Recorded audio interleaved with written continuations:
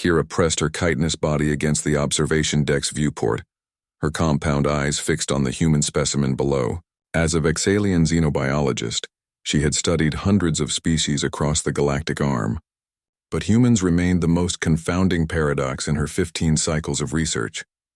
The creature in the containment arena stood barely 2 meters tall, its pale skin glistening with moisture under the harsh lights.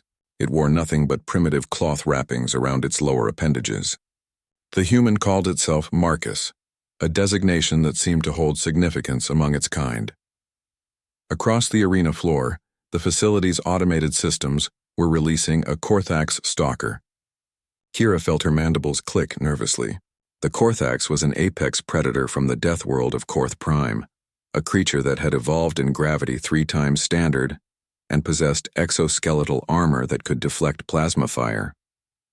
Its 6 limbs ended in molecular-edged claws, and its sensory organs could detect electromagnetic signatures from across vast distances. This was supposed to be a routine study. Measure the human's fear response. Document its survival instincts. Standard protocol for understanding lesser species. The Korthax emerged from its holding pen, its massive form moving with predatory grace. It stood nearly 4 meters at the shoulder, its black carapace absorbing light like a stellar void. The creature's sensory stalks oriented toward Marcus, processing data, calculating trajectories. Marcus did not run. Kira checked her instruments twice, certain there was a malfunction. Every species ran from a Korthax stalker. It was simple evolutionary mathematics. The human's biometric readings showed elevated cardiac function and increased respiration, but its feet remained planted on the arena floor. The Korthax charged. What happened next would haunt Kira's research notes for the rest of her career. Marcus moved with liquid precision, his body dropping low as the Korthax's primary claws swept through empty air. The human rolled beneath the creature's armored belly, and Kira's instruments detected something extraordinary. The human's muscle tissue was generating explosive force, converting stored chemical energy into kinetic motion with an efficiency that defied standard biological models. The human's hand shot upward, fingers extended like primitive spears, and punched directly into the softer joint plating where the Korthax's rear limb connected to its torso. The creature shrieked, a sound that vibrated through the observation deck's reinforced walls. Marcus did not retreat. Instead, he gripped the creature's limb and twisted. Kira watched in horrified fascination as the human skeletal structure remained intact under stress that should have shattered calcium-based bones. Later analysis would reveal the truth. Human bones were not solid but contained a complex internal matrix, combining rigidity with flexibility in ways Vexalian engineers had spent centuries trying to replicate in hull designs. The Korthax attempted to pivot, bringing its massive head around to bite at this impossible threat. Marcus released the limb and moved again, this time leaping onto the creature's back with a vertical jump that cleared nearly 2 meters. His hands found purchase on the sensory stalks and he pulled. The stalks tore free. Kira's assistant, a young researcher named Thex, made a distressed whistling sound. This is not possible. The tensile strength required to damage Korthax biology exceeds anything a soft-body organism should possess. Marcus was screaming now, a primal vocalization that Kira's translation software could not properly process. It was not language. It was something older, something that predated words. The sound carried harmonic frequencies that triggered alarm responses in Kira's own nervous system. The blinded Korthax thrashed wildly, but Marcus held on, his legs wrapped around the creature's thorax. His hands found the gap between armored plates at the base of the skull, and his fingers dug inward. Kira had read the reports about human grip strength. She had dismissed them as exaggeration or measurement error. No soft tissue should maintain coherence under such strain.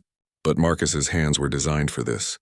Millions of years of evolution had crafted fingers capable of crushing, tearing, and holding with relentless determination. The human pulled, armor plate separated with a sound like breaking crystal. Beneath the protective shell, the Korthax's neural column lay exposed. Marcus did not hesitate. His hands plunged into the vulnerable tissue and simply ripped. The apex predator collapsed. Marcus stood atop the dying creature, his chest heaving with exertion, his skin flushed red from increased blood flow to his extremities. Fluid covered his hands and arms. a mixture of the Korthax's internal chemistry and his own sweat, that bizarre cooling mechanism that allowed humans to regulate temperature through evaporation. Kira's hands trembled as she recorded her observations.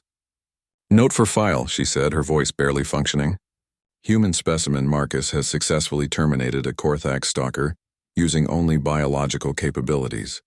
No tools, no weapons. The human employed tactics suggesting advanced spatial reasoning, pattern recognition, and, most significantly, an apparent lack of normal self-preservation instincts."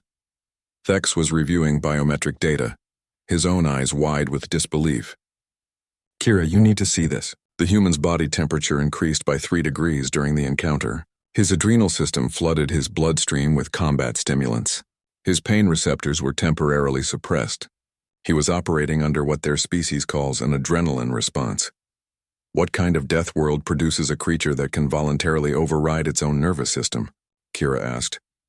The answer came from the database, cold and clinical. Earth. A planet with unstable weather patterns, tectonic activity, and an evolutionary arms race that had lasted billions of cycles. Humans had not evolved as apex predators. They had evolved as persistence hunters, creatures that simply refused to stop, that pushed their bodies past rational limits, that turned pain and exhaustion into tools rather than warnings. Down in the arena, medical teams were entering through reinforced doors. Marcus stood quietly now, allowing himself to be examined, his moment of primal fury already fading back into the calm demeanor he had displayed before the encounter. Kira watched him and understood with crystalline clarity why the Galactic Council had classified humans as a Category 7 intelligence, not because they were the strongest or the fastest, not because their technology surpassed other species, but because they were capable of calculated madness. They could look at death itself and decide, with terrifying rationality, to fight anyway. She began composing her report, knowing that her recommendations would influence policy for generations. Humans were not conquerors or destroyers. They were survivors, shaped by a universe that had tried relentlessly to kill them and had failed every single time. Final note, Kira dictated. Recommend extreme caution in any hostile engagement with human forces. They do not surrender. They do not break. And when pushed to their limits, they become something far more dangerous than any apex predator the galaxy has produced.